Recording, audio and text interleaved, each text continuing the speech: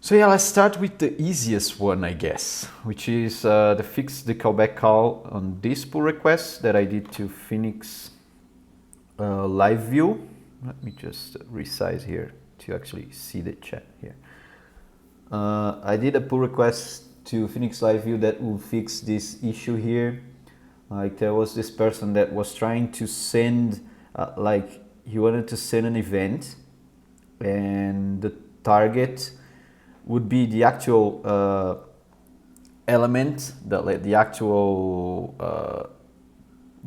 Phoenix live view element, right? So he realized that it's not possible to do something like this and send the element itself as a target. So they were only accepting a string.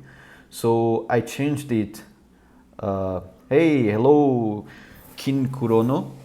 I'm not sure where you come from. Maybe the only place I I actually put the link, which is the Elixir Telegram. So probably, right? So yeah, the contribution here. Hey, Roger. Cool, cool. Thank you guys. Thank you for checking it out. Hopefully it will be useful and we could have like a chat also. So yeah, lots of Brazilians. E aí, galera, beleza? I love Brazilians. I am one, by the way, just for reference.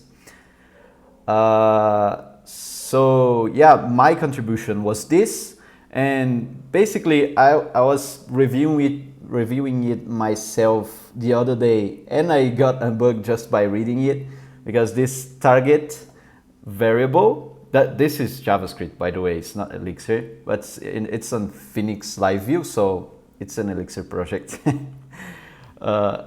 Anyway, this target variable doesn't exist. What I should be doing is sending this Phoenix target. So I actually can do this by just editing this file, I guess. But another thing I wanted to do is to actually check if this Phoenix Live Vue.js file has tests on it, like, because I didn't check that before, and let me check oh right, I was in the right place. And yeah, the test passed for most versions, so I suspect, I don't know, actually, maybe, I mean, I introduced new stuff, so I would not expect tests to fail by introducing that. Right, run tests. I guess it's Phoenix, yeah, so just mixed tests. I suppose there's no JavaScript tests written there. Maybe that's something that could improve on Phoenix Live View. Yeah, maybe suggest that to the lib creators. Chris McCord, by the way.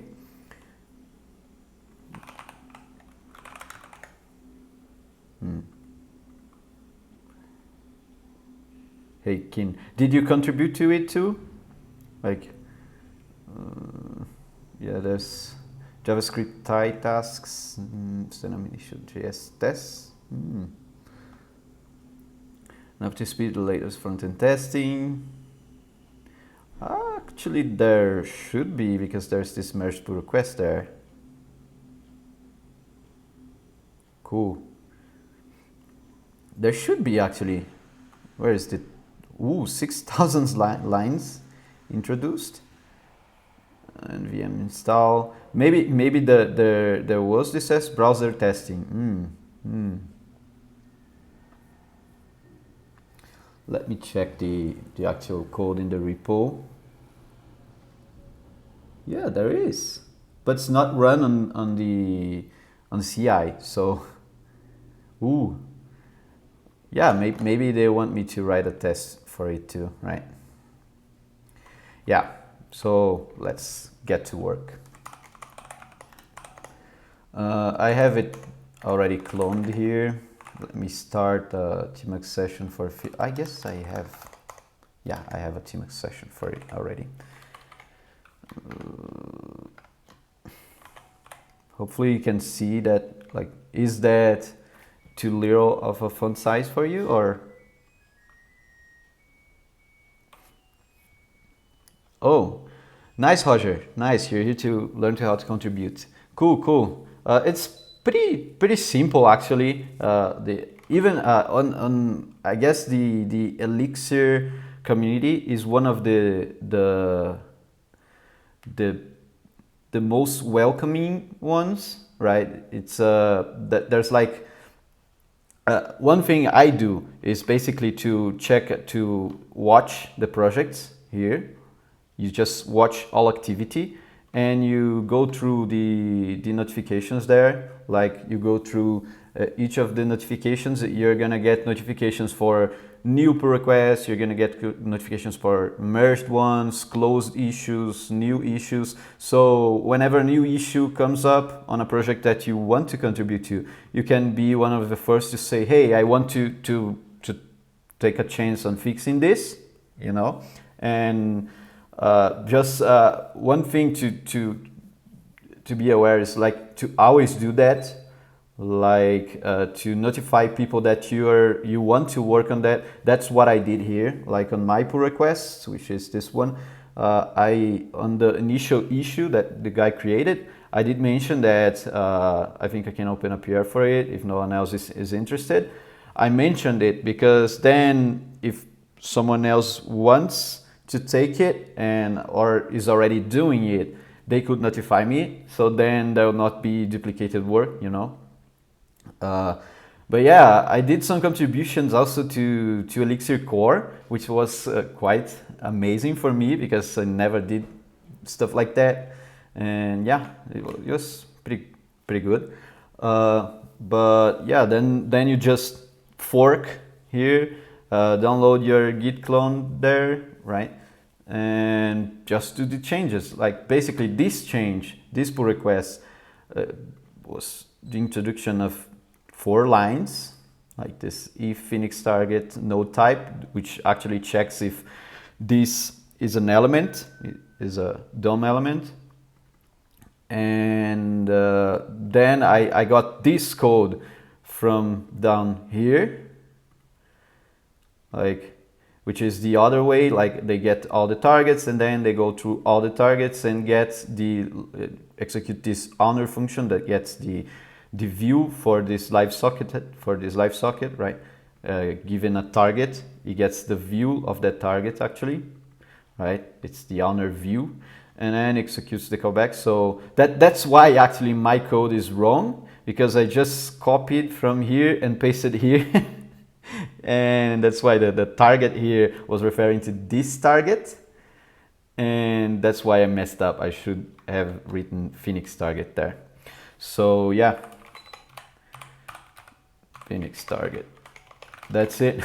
That's the fix. But also I wanted to check the tests, just not sure how to execute the tests because I'm really not a JavaScript developer. I kind of hate it, but I love live view, so that's why I gave it a chance, like this fix. So browser support, contributing, mix here, that's it. Yeah, all right. So from inside assets, you have to run tests, npm install, probably, right? And it's gonna take a while. I'm sure everyone that worked with Node already knows how this feels. Anyway, that's a pretty interesting project. Not sure. Have you ever used Phoenix Live View, Keen or Roger? You see how many people? 5 viewers. I guess that's a personal record. Oh, you did? Cool, cool. Did you like it? Because I did only for personal projects. Was it in production?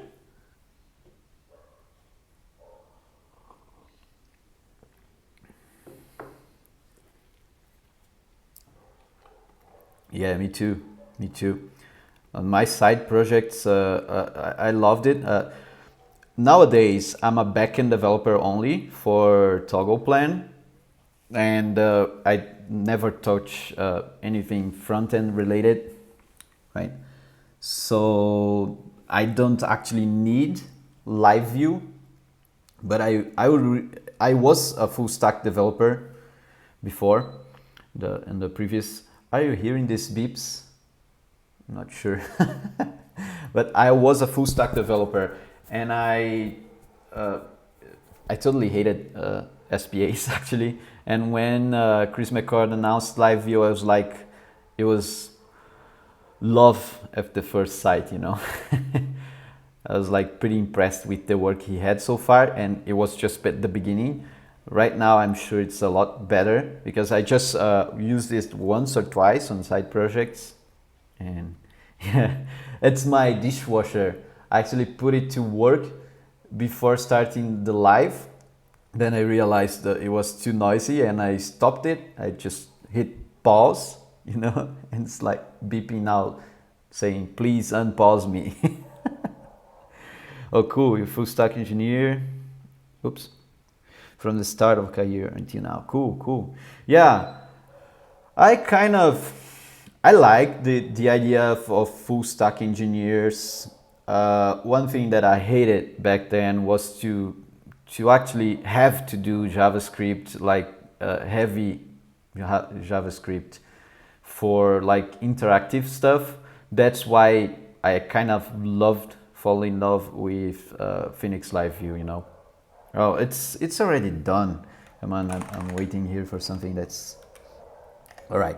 Run test watch. All right, the test, and there's fails. Import socket. What's that? I hate when that happens. Let me just run the test, not the watch.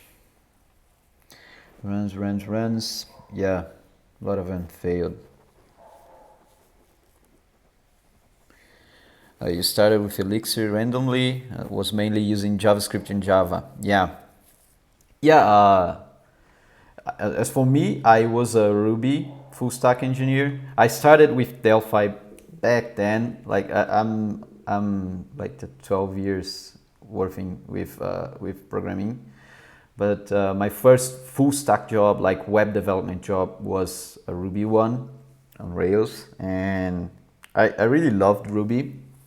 But one of the things that got me in search for other solutions was that Ruby is pretty slow. It consumes a lot of memory. It was always like you had to ever optimize it. You know, you always gonna be working on optimizing, using caching to solve stuff because that's the only way that you can make it blazing fast. You know, so and caching is totally it's something that I didn't even need since I started working with Elixir, you know. Oh, cool, you're working with Ruby now. Why hating it?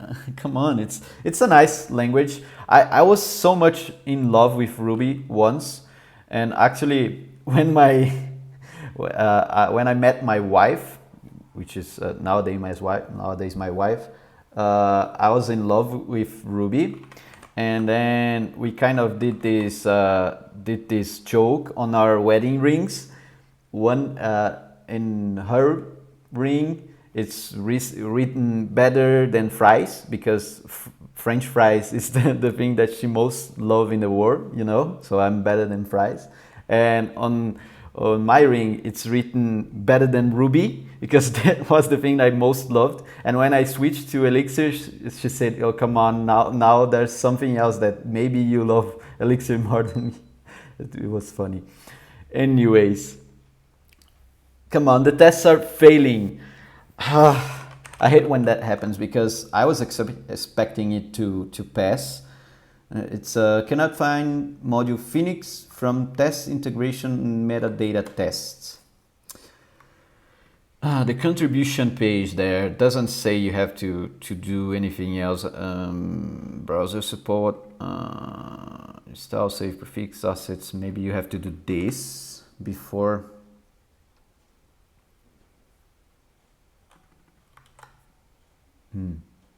Not sure. We appreciate any contribution. Please see, okay, Elixir tests, JavaScript tests. Do not include an updated Phoenix Live Vue.js. Right, the previous static one. I didn't do that. Hopefully. They maintain the update. All right, let me just see what I can do. First, let's commit this change here. All right, this one, the package.json, I can discard. Let me update it to fixing the variable name. Variable name for target. It's supposed to be Phoenix. Oops. Phoenix target. Not target. Maybe I'll get back to this later, because I really don't want to get caught on testing of the fix that I already did. I just want to get through my list. Although I like TDD, I would like to do TDD, but as I said, JavaScript is not my main language and I don't love it. And the other contribution I want to do is related to an Elixir project we have here on Toggleplan. So I'm gonna jump to that one, and maybe if we get time, how much time is left? Yeah, we have a lot of time. Maybe we get back to those tests. If not, please do not be mad with me because I didn't do what I promised.